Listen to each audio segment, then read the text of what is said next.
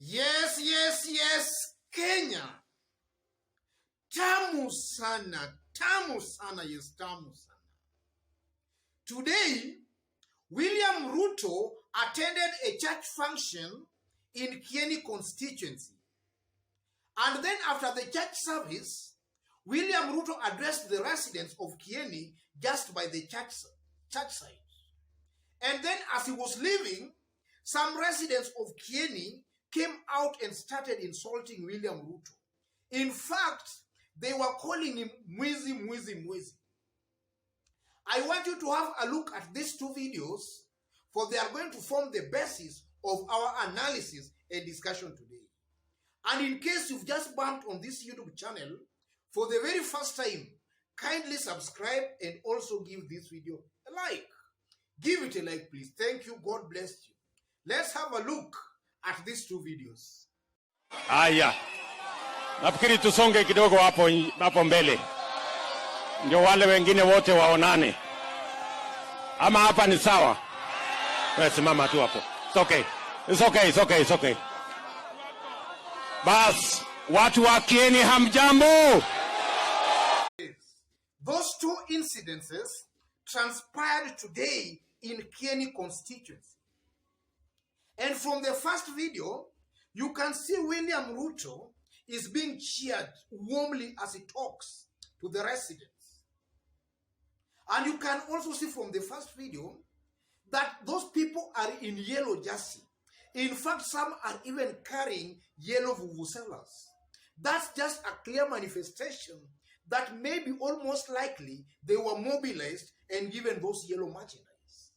And then from the second video, you can see the residents there. They are a little bit furious with William Ruto. And they are also calling him mwizi. Yes. So from where I sit, as somebody who has studied a little bit of politics or who has been following politics keenly, these two incidences, ladies and gentlemen, most likely were all stage managed. William Ruto and his Tanga team mobilized those people who are cheering him up. And you can see them in yellow jerseys and also carrying yellow vuvuzelas. Then most likely the Kieleweke side, led by Kieni, the area member of parliament, must have also mobilized those ones who are chasing William Ruto away and calling him mwizi. That's what politics is all about.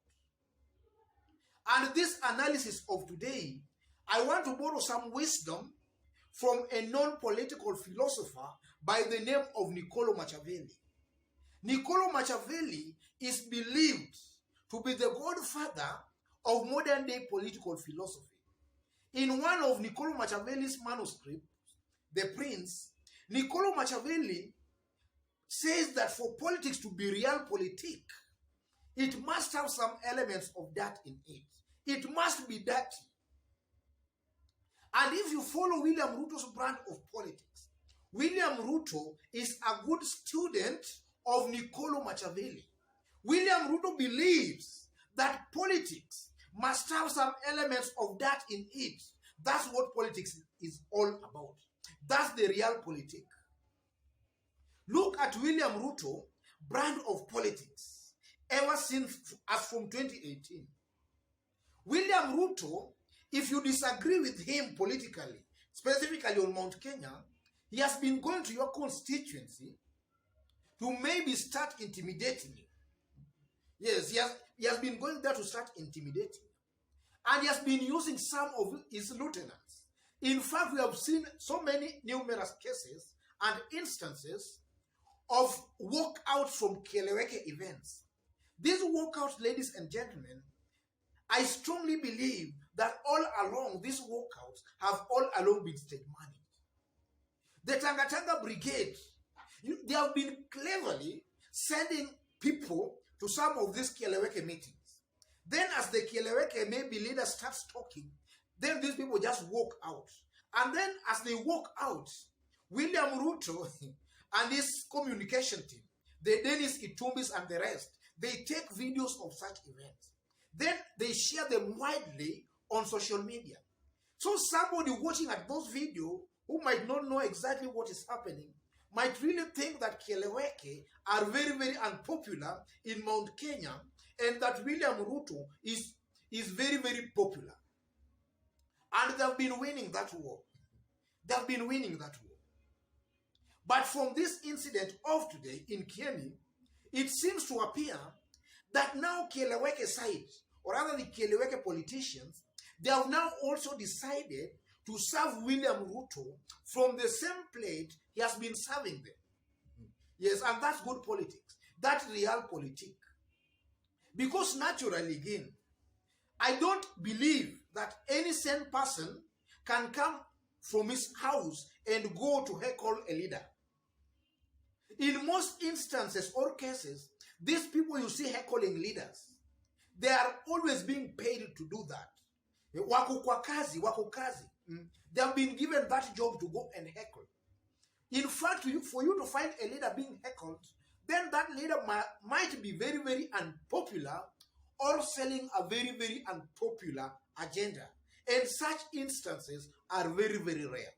A majority of this heckling are always stage managed. These are paid goons. And William Ruto and his Tanga team, most likely from where I sit, I believe that's the tool they have been using to pass their message. But now you can see now the Kieleweke side are now starting to challenge them. So about this video of today, let me put it this way. What does it portend for Mount Kenya as we head towards 2022? I'm one person, ladies and gentlemen, who strongly believe that the support William Ruto is still enjoying on Mount Kenya as of now, when I speak. That's a borrowed support. That's a support that can dissipate anytime, any minute. If Uhuru Kenyatta today decides to make sure that support disappears, it will disappear. And I'm saying that because of this. Look at the demeanor of President Uhuru Kenyatta. Even though some of his very close allies, even from his own county of Kiambu, are deserting him and joining William Ruto, Uhuru Kenyatta is not even bothered or worried. What does that show? You know, Uhuru is the president of Kenya, and being a president, it means you receive quite a lot of intelligence information on the ground.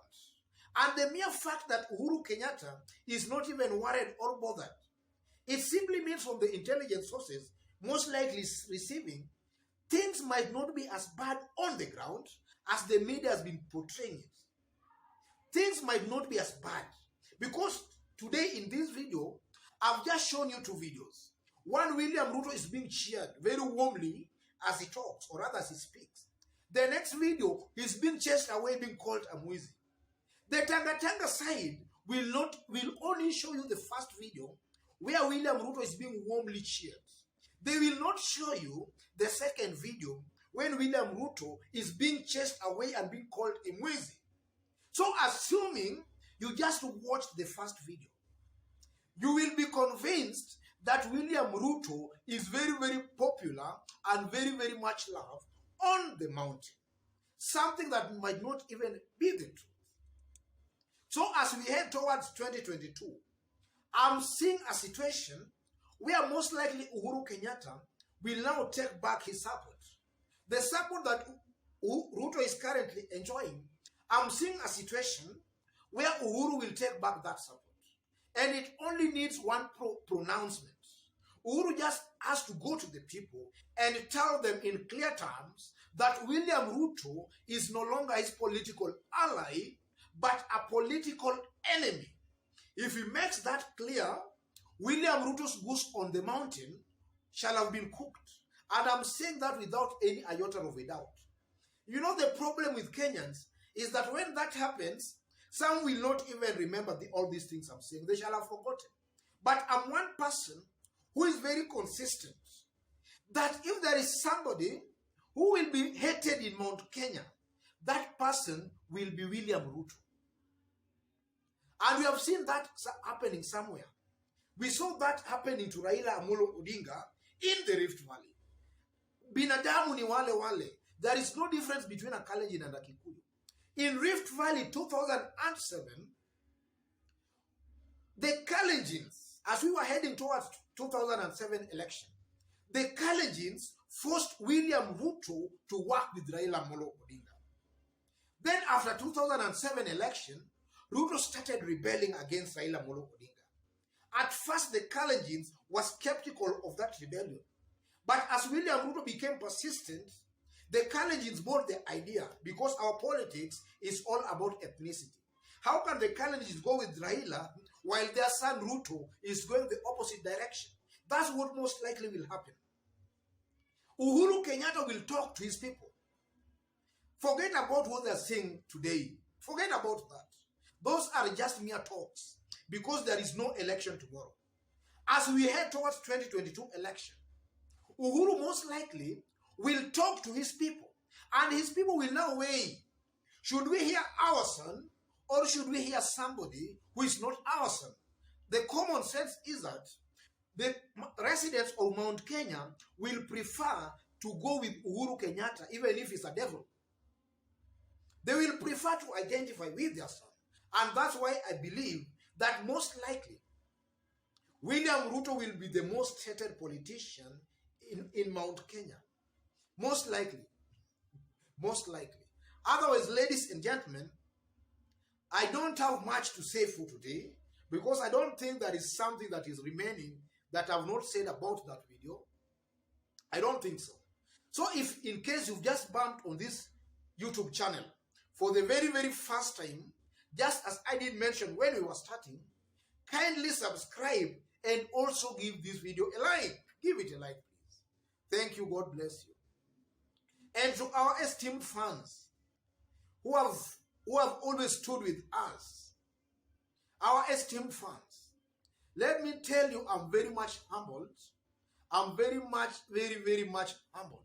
God bless you, and continue supporting this channel, because you can see we are almost hitting the 10,000 subscribers mark. That's only possible because of you. Continue supporting this video. Continue giving them likes. Continue commenting, because that's the only way we can create a discussion that can now reach a majority of Kenyans. Because this our message must reach a majority of Kenyans. We are Kenyans because we are all Kenyans, and we must make this nation better. And to those watching us again, and you are outside of Kenya, if you are watching us for the very first time again, drop a comment and let us know from which part of the globe you are also watching us from. God bless you. God bless Kenya. Tamu sana ye.